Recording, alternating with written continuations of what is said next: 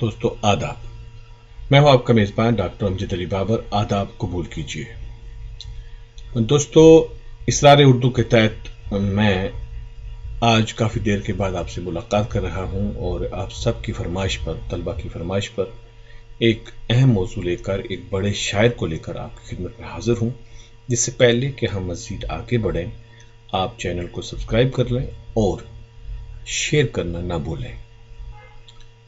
آج ہم پڑھیں گے میر انیس کو، اور میر انیس ایک ایسے شاعر ہیں جو کہ B A, M A, P H D اور خاص کر کمپٹیٹیو ایگزام میں، چاہے اسسٹنٹ پروفیسر کا ایگزام ہو، لیکچرر کا ہو یا پھر سول سروسز کی ایگزام ہو، یہ ایک ایسا شاعر ہے جو وہاں پر پوچھا جاتا ہے اور پڑھا جاتا ہے۔ میں اس ویڈیو میں کوشش کروں گا کہ میر انیس کے ان تمام پہلوؤں کو کور کریں کہ جہاں ایک طرف یو جی کے کینڈیڈیٹ اس سے استفادہ کر سکیں، وہیں پر پی جی کے اور سینئر طلبہ بھی اس سے استفادہ کر سکیں۔ تو آئیے ہم چلتے ہیں سیدھا میر انیس پہ۔ آپ دیکھ سکتے ہیں کہ میر انیس کا جو اصل نام ہے وہ میر ببر علی انیس تھا۔ ان کی پیدائش 1830 عیسوی فیض آباد اتر پردیش میں ہوئی، وفات 1874۔ اور ان کی رشتہ داری میں جو بڑے لوگ تھے، چونکہ یہ ایک ایسے خانوادے سے تعلق رکھتے تھے جو کہ شعر و ادب کے ساتھ جڑا ہوا تھا۔ میر مونس لکھنوی ان کے بھائی تھے جو کہ ایک بہت اچھے شاعر گزرے ہیں۔ رشید لکھنوی ان کے پوتا تھے، وہ بھی اپنا نام شعر و ادب میں اچھا خاصا منوا چکے ہیں۔ اور اس سے بڑھ کر میر خلیق مرثیہ نگاری کا ایک بہت بڑا نام، وہ ان کے والد تھے۔ اور میر حسن جن کو آپ سبھی جانتے ہیں، چاہے 10th کے طلبہ ہوں، 12th کے ہوں، گریجویٹ یا پی جی کے، وہ ان کے دادا۔ اور آپ کیسے جانتے ہیں؟ اگر آپ نے مثنوی سیر البیان پڑھی ہوگی اور آپ کو یاد ہوگا کہ وہ میر حسن نے لکھی تھی، تو میر حسن جو ہیں وہ ان کے دادا تھے۔ آپ اندازہ کر سکتے ہیں کہ اتنے بڑے ادبی گھرانے سے تعلق رکھتے تھے میر انیس، اور ظاہر سی بات تھی کہ ان کی طبیعت پر اس کا اثر پڑنا تھا۔ میر انیس کی پیدائش چونکہ شاعرانہ گھرانے میں ہوئی، اس لیے بچپن سے ہی ان کی زبان سے مصرعے موزوں ہوتے تھے۔ حالانکہ وہ ایک شعر و ادب کے ماحول میں تھے، تو اس لیے وہ جیسے کہ بچے ہمارے یہاں جو بچے ہوتے ہیں وہ ہماری عادات دیکھا گیا، جو کچھ ہم کر رہے ہوتے ہیں وہی کرتے ہیں۔ تو ظاہر سی بات ہے کہ انیس نے بھی اپنے بڑوں سے اثر لیا اور ان سے ہم مصرعے موزوں ہوتے تھے، اور بہت کلی عمر سے ہی شعر کہنے لگتے تھے۔ انیس کی ابتدائی تعلیم گھر سے ہی شروع ہوئی، تاہم انہیں عربی اور فارسی کے علاوہ ہندی سے بھی گہری دلچسپی تھی۔ بچپن سے ہی وہ آس پاس میں ہونے والی اموات میں جایا کرتے اور وہاں عورتوں کے ماتم کو بغور دیکھتے اور سمجھتے، جو آگے چل کر ان کی شاعری کا حصہ ہوئی۔ حیران کرنے والی بات یہ ہے کہ انیس نے صرف 9 برس کی عمر میں پہلا سلام لکھا اور اپنے والد کو دکھلایا، اور پھر 14 برس کی عمر میں ایک غزل بھی لکھی۔ اب دیکھیے کہ سلام لکھا، اب کو یاد ہوگا کہ محرم کے دنوں میں سلام پڑھے جاتے ہیں، اور یہ وہاں اس وقت ایک خاص رواج تھا کہ شعراء سلام لکھا کرتے تھے، اور اس کو بڑی اچھی طریقے سے ترنم سے اور لے سے لوگ گاتے تھے، بولتے تھے۔ تو 9 سال کا بچہ سلام لکھ رہا ہے، اور پھر 14 سال کی عمر میں جب غزل لکھی تو والد ان سے کافی متاثر ہوئے، اور انہوں نے اتنا کیا کہ امام بخش ناصر کے پاس بھیجا اور مشورہ دیا کہ آپ ان کی شاگردی اختیار کریں۔ ناصر آپ جانتے ہیں کہ بہت بڑے شاعر تھے، استاد و مستند شاعر تھے لکھنؤ کے۔ بہرحال جب ناصر نے بھی ان کا کلام دیکھا اور دیکھ کر حیران رہ گئے اور دنگ رہ گئے کہ جس میں اصلاح کی کوئی خاص گنجائش نہیں تھی، انہوں نے ایک بات ضرور کی کہ میر انیس کا جو تخلص تھا وہ انیس رکھا۔ اس سے پہلے جب وہ ان کے پاس پہنچے تھے تو ان کا تخلص خزیں تھا، یہ بھی آپ یاد رکھیں گے۔ اب دیکھیے کہ جیسا کہ میں نے کہا کہ ان کا پورا خانوادہ ادب کے ساتھ اور مرثیہ کے ساتھ جڑا ہوا تھا، تو اس حوالے سے انیس خود کہتے ہیں، یہ ان کا مرثیہ ہے کہ نمک خان تکلم ہے فصاحت میری، نعت کے بند ہے سن سن کے بلاغت میری، رنگ اڑتے ہیں وہ رنگین ہے عبارت میری، شور جس کا ہے وہ دریا ہے طبیعت میری، عمر گزری ہے اسی دشت کی سیاہی میں، 5ویں پشت ہے شبیر کی مداحی میں۔ پانچویں پشت شبیر کی مدعی میں ہے، یعنی حضرت امام حسین کی مداح میں ہے، تعریف میں ہے، اور یہاں سے میں زیادہ تفصیل سے بات نہیں کروں گا، یہ بند اب یاد بھی کریں گے کہ اس نے خود اقرار کیا ہے کہ میری شاعری میں بلاغت ہے اور میری طبیعت بہت رواں ہے جس کا شور ہے ہر طرف، اور ہماری پانچویں پشت جو ہے وہ حضرت امام حسین کی تعریف میں لگی ہے۔ اب دیکھیے کہ انیس کی مرثیہ نگاری اردو شاعری، انیس کی مرثیہ نگاری سے یہ ہوا کہ اردو شاعری جس پر یہ الزام تھا کہ اس میں حسن و عشق کی جھوٹی کہانیوں کے سوا کچھ بھی نہیں، مرثیہ انیس کی بدولت اردو شاعری دنیا کی بڑی شاعری میں شمار ہونے لگی اور شمار کی جا سکتی ہے۔ انہوں نے وہ جو الزامات تھے اردو شاعری پر اس کو دھو ڈالا۔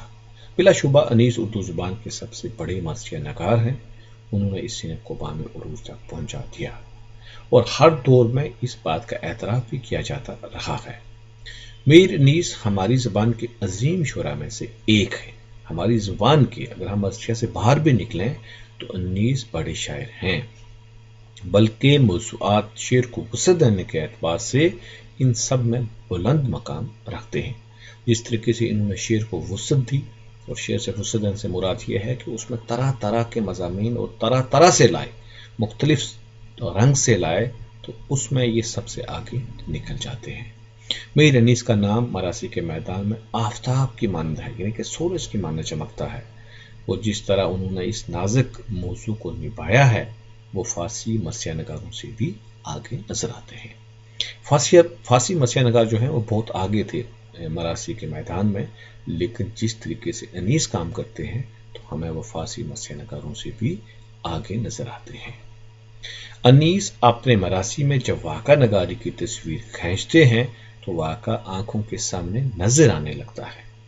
یہ سہرا بھی میر انیسی ہی کے ساتھ چاہتا ہے کہ وہ ان واقعات کو اپنی شاعرانہ صلاحیت سے اصل واقعہ سے بھی زیادہ مؤثر بنا دیتے ہیں، یعنی جو کہ جنگ کا واقعہ ہو اس کو نبھانے میں، اس کو پیش کرنے میں، اس کی تصویر کھینچنے میں انیس کا مقابلہ نہیں ہے، حتیٰ کہ اتنا کہ اصل واقعہ سے بھی وہ جو واقعہ بیان کرتے ہیں وہ زیادہ مؤثر نظر آتا ہے، اور یہی ان کا شاعرانہ کمال ہے جو ان کو دوسرے شعراء سے ممتاز کرتا ہے۔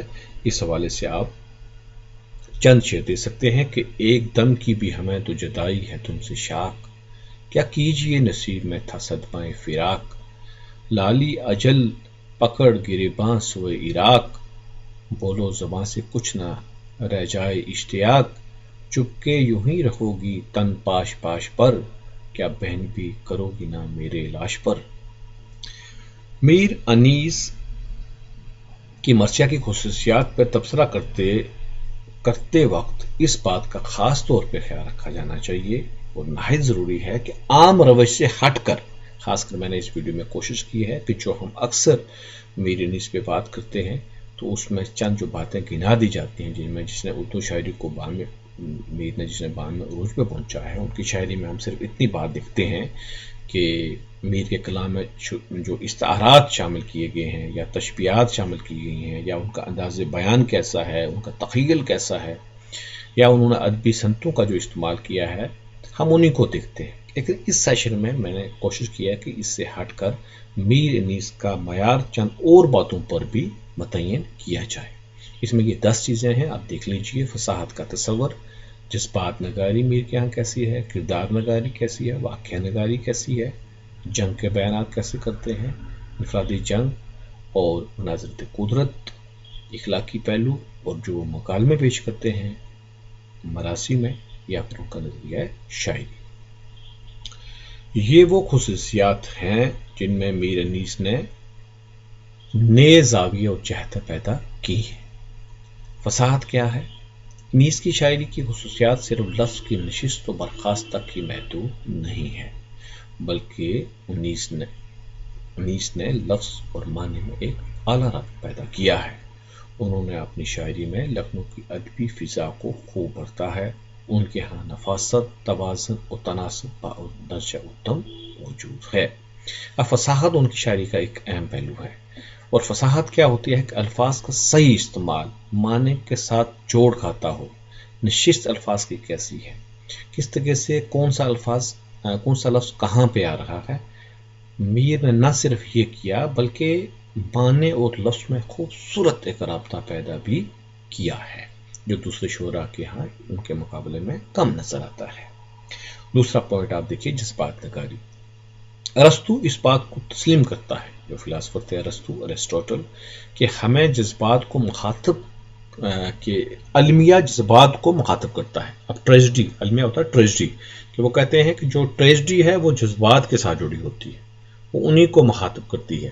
انیس نے کیا کیا کہ بھرت مونی، جو کہ بہت بڑے سنسکرت اسکالر تھے، عالم تھے، ان کے بنائے ہوئے سبھی رس اپنی مرضیوں میں بھر دی۔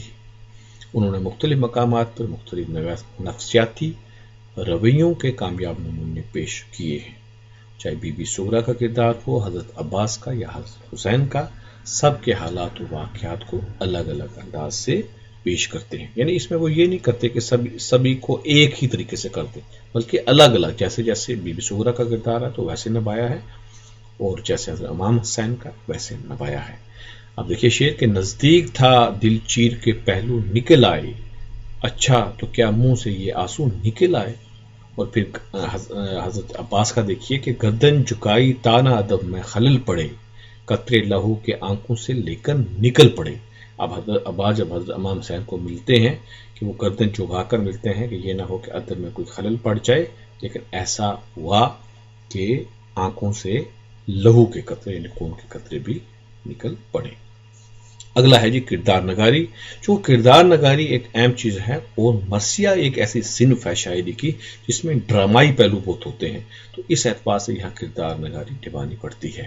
مرثیہ کے کرداروں کو نبھانا اتنا آسان نہیں ہوتا، لیکن انیس اس چیز کو بھی بڑی کامیابی سے برتنے میں کامیاب رہے ہیں۔ انہوں نے کرداروں کے نفسیات، جذبات اور احساسات کی پیچیدگیوں کا گہرائی سے مطالعہ کیا اور اپنے مراسم میں خوب پڑھتا۔ حضرت خور کا کردار یا پھر حضرت قاسم کا کردار اس کو بڑی خوبصورتی سے نبھاتے ہیں۔ حضرت امام حسین کہتے ہیں، کسی یہ کہلواتے ہیں وہ مکالمہ کہ جنگل میں بہت قافلے لٹ جاتے ہیں بی بی، جنگل کیونکہ صحرا کربلا اس وقت ایک جنگل کی مانند تھا، صحرا تھا، کہ جنگل میں بہت قافلے لٹ جاتے ہیں بی بی، برسوں جو رہے ساتھ وہ چھٹ جاتے ہیں بی بی۔ اب چلتے ہیں ہم اگلے پر کہ دشمنوں سے کیسے خطاب کرتے ہیں، کہ دشمنوں سے کہتے ہیں کہ سخن حق کی طرف کانوں کو مصروف کرو۔ سخن حق یعنی حق کی، اللہ تعالیٰ کی جو حق کی بات ہے اس کی طرف اپنے کانوں کو مصروف کرو، شور باجوں کا مناسب ہو تو موقوف کرو، اس کو چھوڑ دو۔ اور حضرت علی اکبر کی شہادت پر کیسے کہتے ہیں کہ کیونکہ ایک بہت صبر کا مقام تھا کہ چھوٹا بچہ شہید ہو رہا ہے، کہ اب ہمارے ہاں جو حضرت ایوب علیہ السلام صبر کے مقابلے میں بہت بڑے مانے جاتے ہیں، اور کس طریقے سے اس کو تلمیح دیتے ہیں کہ ایوب بھی اگر ہوں تو دم بھر نہ کل پڑے، دم بھر نہ کل پڑے، آنسو تھمے تو منہ سے کلیجہ نکل پڑے، کہ ایوب بھی یہ چیز برداشت نہیں کر پائیں گے۔ اور بی بی زینب نے اس طرح ماتم کیا کہ لاکھوں سے مار کا پیش آفتاب میں، 2 دن کی پیاس نے تجھے مارا شباب میں، کہ 2 دن کی جو پیاس تھی، چونکہ آپ جانتے ہیں کہ کربلا میں یزیدی فوج نے پانی بند کر لیا تھا۔ واقعہ نگاری کہتے ہیں کہ قلم فکر سے کھینچوں جو کسی بزم کا رنگ، شمع تصویر پہ گرنے لگے آ آ کے پتنگ، یعنی اس کو اپنی شاعری پر ایک یقین تھا کہ میں اپنی قلم سے ایسی تصویر کھینچ سکتا ہوں بزم کے رنگ کا، بزم ہوا محفل، کہ میری قلم کے اوپر پتنگ آ آ کے گرنے لگیں، کہ اس میں اتنی تپش ہے اور اتنی میں عمدہ طریقے سے یہ کام کر سکتا۔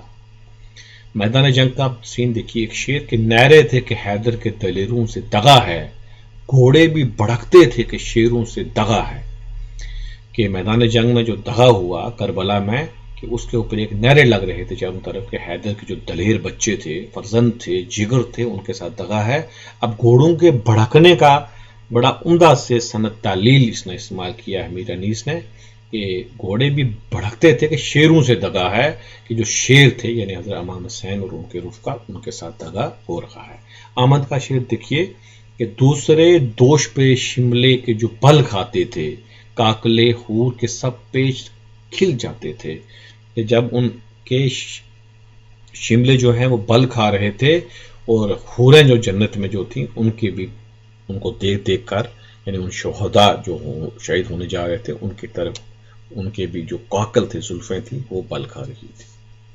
تلوار کا دیکھیے نمبر 3 پر کہ کیا ہے ذرا سے ضرب جب ایسی کڑی لگے، سر یوں برس رہے تھے کہ جیسے جڑی لگے، کہ وہاں پر سر ایسے برس رہے تھے جیسے کہ برسات ہو رہی ہو۔ نمبر 6 کہ مناظر قدرت، صبح کا منظر ہو، صحرا کا منظر ہو، شہر کا منظر ہو، دوپہر کا منظر ہو، یا خیموں کی تپش وغیرہ کو بھی انیس نے بہت کمال کے ساتھ پیش کیا ہے، اور اسی لیے ان کی مراثی جو ہیں بہت متاثر کرتے ہیں، اور انسان پڑھتے وقت یا سنتے وقت رونے والا ہو جاتا ہے، انسان کے جذبات اس سے ابھر آتے ہیں اور اس رنگ سے پیش کرتے ہیں۔ گویا انیس خود تو لکھنؤ میں تھے، لیکن وہ ایک ایسی فضا بناتے ہیں کہ ہمیں یوں احساس ہونے لگتا ہے کہ یہ واقعہ کربلا میں نہیں بلکہ لکھنؤ میں کہیں ہوا ہے۔ اس میں ہندوستانی تہذیب، اس میں ہندوستانی رنگ فضا بھرتے ہیں، اور ہمیں اپنے گھر میں ایک سوگ سا محسوس ہونے لگتا ہے۔ یہ انیس کا کمال ہے، چونکہ وہ نفسیات پر پوری پکڑ رکھتے تھے۔ کہتے ہیں کہ اکبر شگفتہ ہو گئے صحرا کو دیکھ کر، اکبر چھوٹے تھے، اور عباس جھومنے لگے دریا کو دیکھ کر۔ حضرت عباس جو تھے وہ دریا پر پانی لینے کے لیے گئے تھے۔ لو چلتی تھی جب خاک میں اٹ جاتے تھے بچے، ماؤں سے اندھیرے میں لپٹ جاتے تھے بچے۔ اب دیکھیں یہ بھی اس وقت گرمی کی شدت اور بچے کیا کرتے تھے، وہ تصویر ہمارے آنکھوں کے سامنے آ جاتی ہے۔ مکالمہ، جیسے کہ میں نے آپ کو پہلے بھی کہا تھا کہ یہ ڈرامائی صنف ہے جس میں مکالمہ بہت اہم رول ادا کرتا ہے، یعنی ڈائلاگ۔ جنگل میں بہت قافلے چھٹ جاتے ہیں بی بی، بسوں جو رکھے ساتھ وہ چھٹ جاتے ہیں بی بی۔ اب شعری نظریہ انیس کا کیا تھا؟ انیس نے اپنے عہد میں جو سادہ، شگفتہ، تصنع اور سندگیری، بناوٹ، تکلف سے دور ایک اہم شعری فضا کی بنیاد رکھی، اور انہوں نے مسیح کی ادبی اور فنی حیثیت کو جو ہے نظر میں رکھا تو مسیح کو بام عروج تک پہنچا دیا۔ انیس پر چند یہ باتیں تھیں جو میں نے آپ کے سامنے رکھی۔ انیس اور دبیر دو بہت بڑے مسیح نگار ہیں، اور دونوں کا موازنہ بھی ہمیں کر کے دیکھنا ہے، اور پھر بھی آپ دیکھیں گے کہ انیس کے ہاں کچھ ایسی چیزیں نکل کے آئیں گی جس سے ہم بہت دیر تک متاثر ہوتے ہیں۔ وہ لفظوں کا کھیل کتنا خوب کھیلنا جانتے ہیں، اور وہ انسان کی نفسیات کتنی سمجھتے ہیں، اور کس موقع پر کون سے الفاظ لانے چاہیے، اس سے وہ پوری طریقے سے واقف ہے۔ اب چند معروضی سوالات ہیں، میں یہ آپ سے پوچھتا ہوں، ان کے جوابات آپ کمنٹ باکس میں لکھیے گا۔ سوال نمبر 1 ہے جی کہ میر انیس کے سب سے قریبی معاصر شاعر، قریبی میں نے نہیں لکھا ہے، کون تھے؟ میر ضمیر تھے، میر خلیل، میر دبیر یا میر حسن؟ سوال نمبر 2 کہ مرثیہ میں سب سے زیادہ مقبولیت کس شاعر کو ملی؟ مطلب سب سے زیادہ مقبول کون سا شاعر ہوا؟ جو سوال نمبر 2 میں نے پوچھا ہے، اس میں مرزا دبیر، میر حسن، سودا یا میر انیس؟ اور ایک اور سوال کہ میر انیس کا پہلا تخلص کیا تھا اور دوسرا تخلص کیا ہے؟ یہ بھی آپ کمنٹ باکس میں لکھیں گے۔ چینل کو ضرور سبسکرائب کریں۔ آپ کو اگر کسی موضوع پر دقت آ رہی ہے آپ مجھے بتائیں، جس موضوع پر زیادہ طلبہ خواہش مند ہوں گے، میں اس موضوع پر بہت جلد آپ کے لیے سیشن لے کر حاضر ہوں گا۔ اپنے مشوروں سے بھی مجھے نوازتے رہیے، اپنا دھیان رکھیے گا۔ خدا حافظ۔